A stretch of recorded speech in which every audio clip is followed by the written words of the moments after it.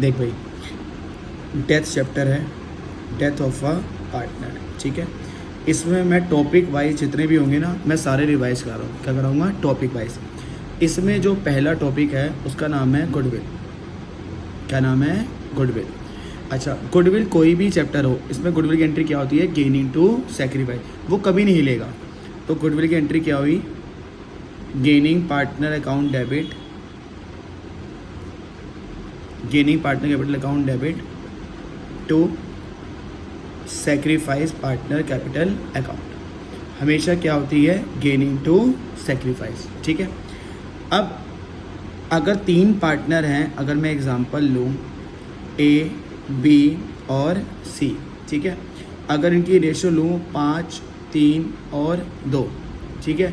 इनमें जो मर गया वो सी मर गया। सी की क्या हो गई है? डेथ। तो देख अब क्या होता है, और क्वेश्चन में गिवन है goodwill of the firm 1 lakh.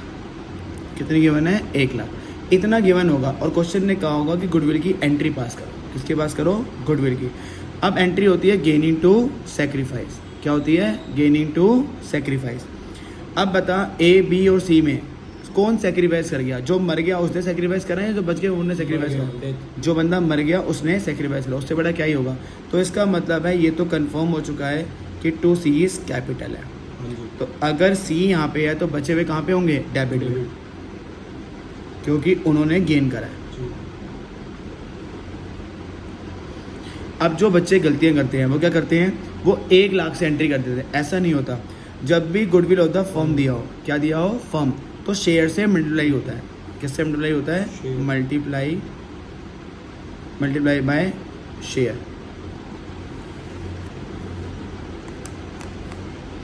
Multiply by share. Sir ये शेयर क्या होता है?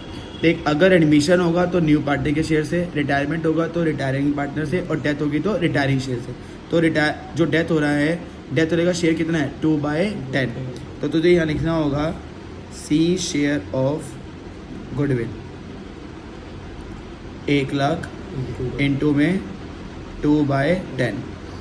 5 से काटूंगा तो कितना आंसर आ जाएगा? 20,000। तो सी के आगे तो कंफर्म हो गया कितने आने वाले हैं? 20। अब सारी दिक्कत ये होती है कि इन दोनों को कैसे दे। देख, हर चीज़ का आंसर होता है ओल्ड रेशो। क्या होता है? ओल्ड। बट गुडविल का आंसर होता है या तो सेक्रीफाइस या तो गेनिंग रेशो। अब बच्चों को कन्फ्यूजन होती है सेक्रीफाइस दें या गेन लें। तो अगर एडमिशन तक का चैप्टर है, किसका चैप्टर है? एडमिशन। मैं लिख देता हूँ up to admission chapter, up to admission chapter, तो रेशो चलती है सेक्रीफाइस। कौन सी चलती है? सेक्रीफाइस, ठीक है। और आफ्टर एडमिशन चैप्टर,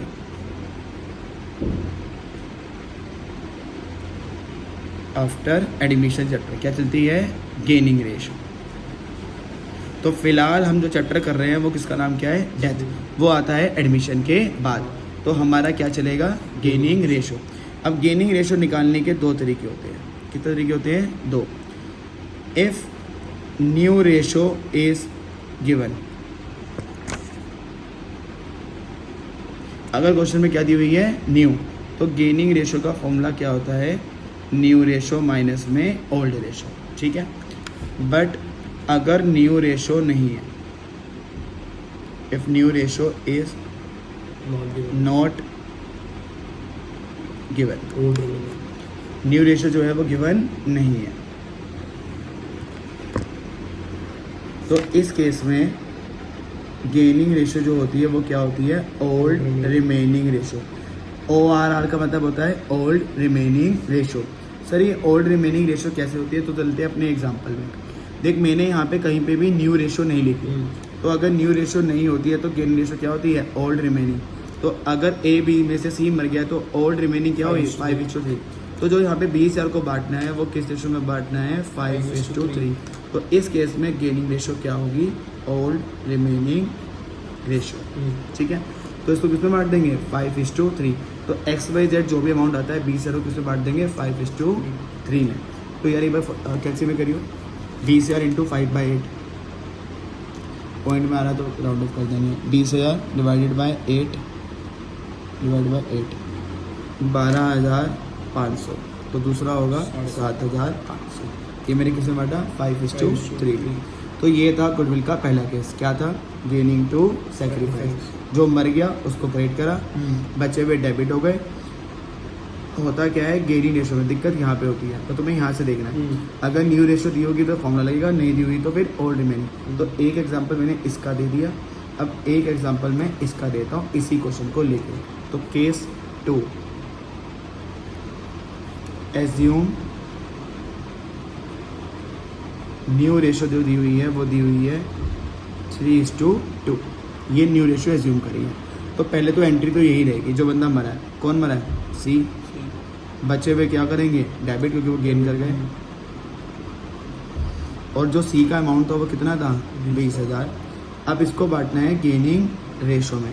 तो अब न्यू रेशो है, तो जब न्यू रेशो होती है तो गेनिंग रेशो क्या होती है? कैलकुलेट। तो अब इस केस में मुझे गेनिंग रेशो क्या करनी पड़ेगी? कैलकुलेट। तो वो मैं यहाँ कर देता हूँ। न्यू माइनस हाँ, gaining ratio is equal to new ratio minus में ओल्ड।